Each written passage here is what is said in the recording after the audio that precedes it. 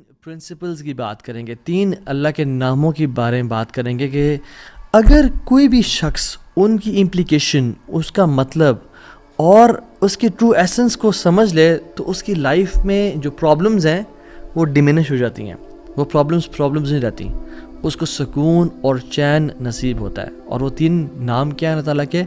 قادر، قدیر اور مقتدر۔ ان تینوں کا تقریباً ایک ہی مطلب ہے، قاف، دال اور را ان کا روٹ ورڈ ہے۔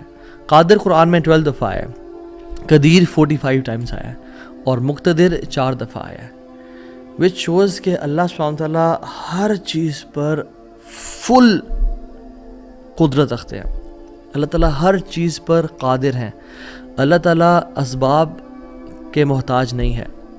جو مسلمان ان ناموں کو سمجھ لیتے ہیں نا، اور آج ہم سمجھیں گے ان ناموں کو، اور اس کی وجہ سے آپ دیکھیے گا by the end of the session کس طرح سے ہماری مصیبتیں، مشکلات ہمیں چھوٹی ہوئی نظر آتی ہیں، اور ہمیں کچھ پرنسپل سمجھ میں آئیں گے کہ ہم کس طرح سے اللہ تعالیٰ کی اس سیکرٹ ڈور آف ہیپینس کو انلاک کر لیتے ہیں۔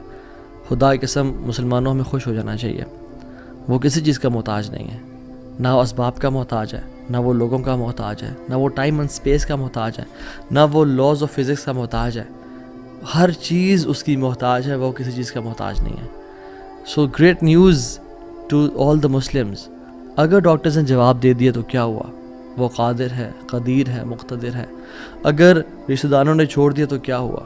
اگر رشتہ نہیں ہو رہا تو کیا ہوا؟ اگر کاروباری لوگ جو ہیں انہوں نے آپ کو دھتکار دیا اور سائڈ پہ کر دیا تو کیا ہوا؟ His doors are still open. وہ مسبب الاسباب ہے۔ اللہ رب العالمین وہی ہیں جو یوسف کے دور میں تھے، جو ابراہیم کے دور میں تھے، جو موسیٰ کے دور میں تھے، جو عیسیٰ علیہ السلام کے دور میں تھے۔ اللہ رب العالمین وہی ہیں، اور وہ ہر چیز کو بدل سکتے ہیں، وہ ہر بند دروازہ کھول سکتے ہیں۔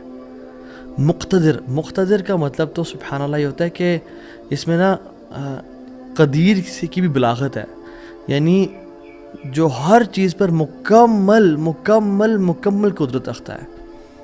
آپ لے لیں مثالیں، یوسف علیہ السلام کی اگزامپل دیکھ لیں۔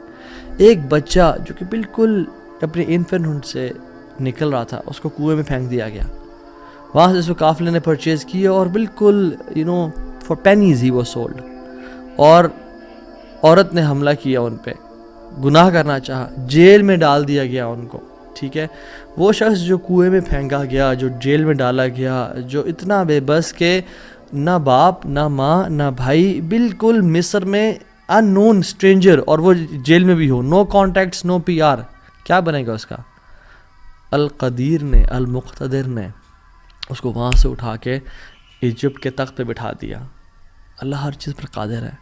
ابراہیم علیہ السلام، باپ بھی چھوڑ گیا، باپ نے کہا تجھے میں رجم کر کے مار دوں گا، ہر کوئی ساتھ چھوڑ گیا، حتیٰ کہ سب جمع ہو گئے ان کے خلاف، اور ان کو برہنہ کر کے کیٹاپلٹ میں ڈال دیا، اور وہاں سے جب آگ میں ڈالنے لگے تو کیا پڑھا ابراہیم نے؟ حسبی اللہ و نعم الوکیل، مجھے اللہ کافی ہے۔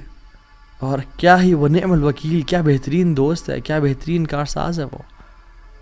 اور اللہ تعالیٰ نے وہ کس طرح کا قادر ہے، وہ کس طرح قدیر اور مقتدر ہے کہ اس نے ہواؤں کی ڈائریکشن کو نہیں پھیرا، نہ ہی اس نے سمندروں کے رخ کو بدلا، نہ ہی اس نے کوئی پرندے بھیجے جو کہ اس پانی کو، اس آگ کو ٹھنڈا کر دیں پانی پھینک پھینک کے، نہیں، بلکہ ڈائریکٹ اس آگ کو کہا جس کی صفت ہے جلانا، قُلْنَا يَا نَارُ كُونِي بَرْدًا وَسَلَامًا عَلَىٰ إِبْرَاهِيمَ، ہم نے کہا اے نار، اے آگ، ٹھنڈی ہو جا اور سلامتی کا باعث بن جا ابراہیم کے لیے۔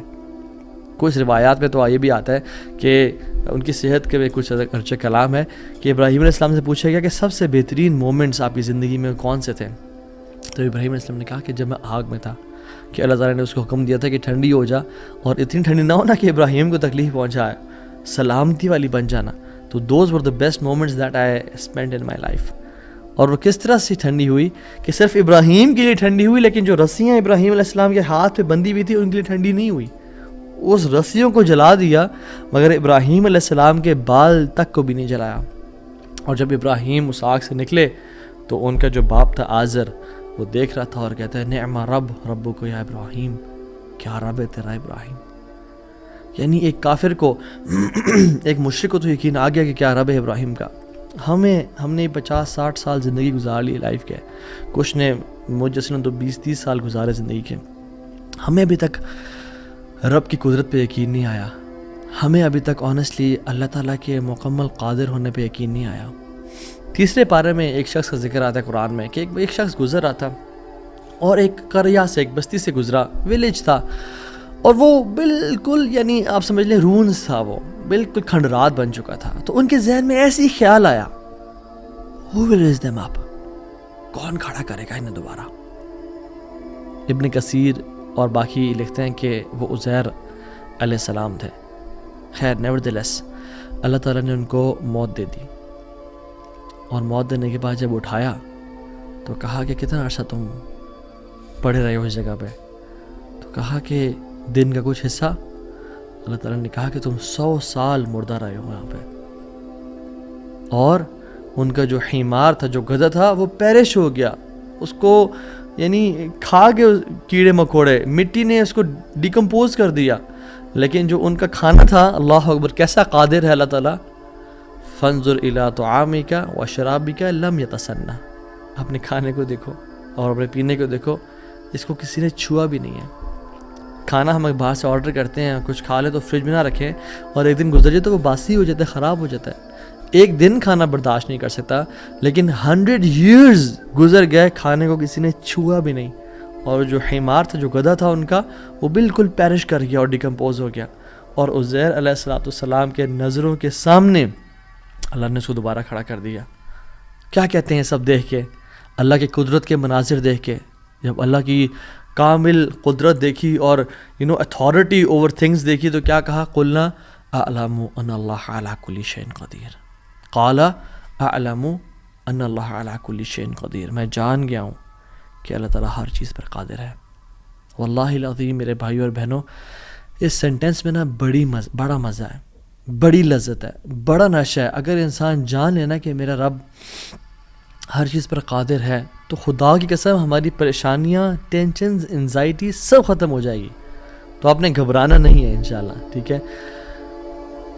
اگر ایک چیز زندگی میں آپ کی ہے جو اس لیسن کا جو ہے نا، آج کے سبق کا، جو آج کے جو اس پوڈ کاسٹ شو کہہ لیں اس کو آپ، اس کا جو کرکس ہے وہ یہ ہے، اگر آپ اللہ والے بن جائیں تو اللہ اپنے بندوں کا امتحان تو لیتا ہے، مگر اسے کبھی ضائع نہیں کرتا۔ اللہ اکبر، اس کو لکھ لیں اپنے ذہن پہ اور ساری زندگی اس کو پکڑ کے رکھیں۔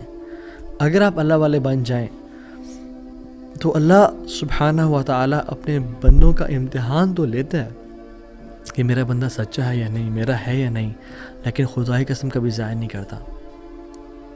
شرط یہ ہے کہ آپ اللہ والے بن جائیں۔